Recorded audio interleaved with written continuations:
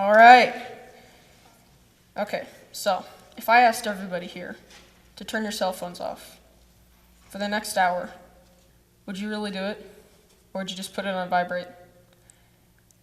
I would say about 10 to 13% of you would actually turn it off, and that's probably being generous. You see, the smartphone has become integrated into our day-to-day routine and schedule. It's our network connection, and we would never put it down for fear of missing something important. Well, did you know that in 1985 there were 340,000 cell phone users in the United States alone? And in 1995 there were 33 million? And in 2003 it was up to 158 million. So now everybody who wants and can afford a smartphone can get a smartphone. So let's talk about how we define connection. 20 years ago, you could identify a meaningful relationship with another person as one where you converse often, face to face. And that was normal. And what does this mean for connections these days? Well, these days being connected really only means having a laptop or a smartphone that is capable of surfing the web. You really can only be considered connected to the rest of the world and connected yourself if you have one of those devices.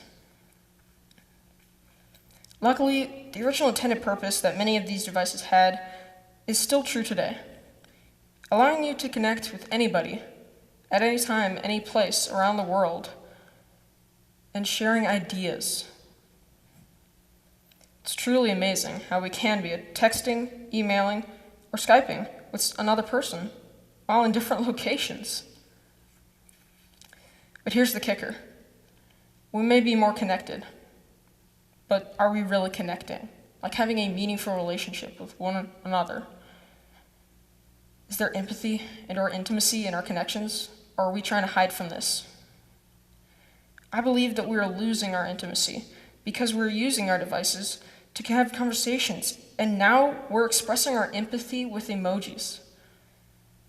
Just think, if the only way we communicated was with these devices, how would we ever learn body language or verbal cues? Without this learning, we would never understand how to converse normally and effectively with one another. Now, during this election season, many candidates have chosen to use the platform of social media to improve their self-images and express their views. You would think that this avenue of campaigning would allow them to edit and revise their posts, but as we know, this is not always the case.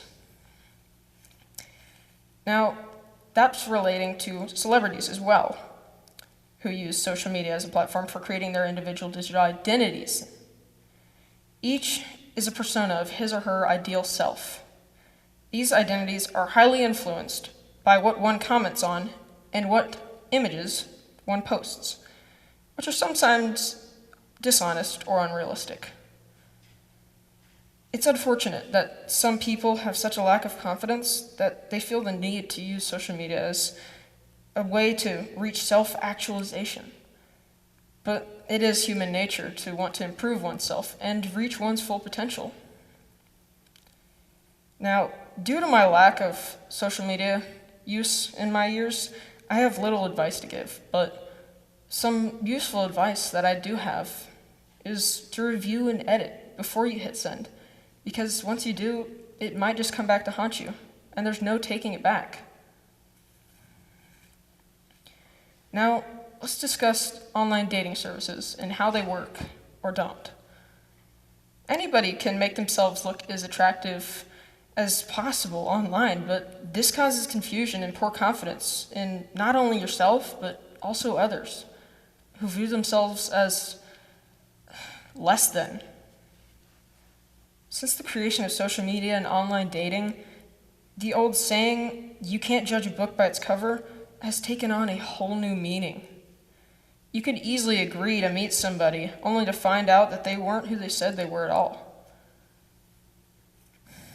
I'll call this the Trojan horse method. The act of posing as one's perfect self in order to satisfy the craving for attention or to make one look more appealing and improve your confidence temporarily. So, are we connected? At a technological level, we're more connected than ever before, and this is a good thing.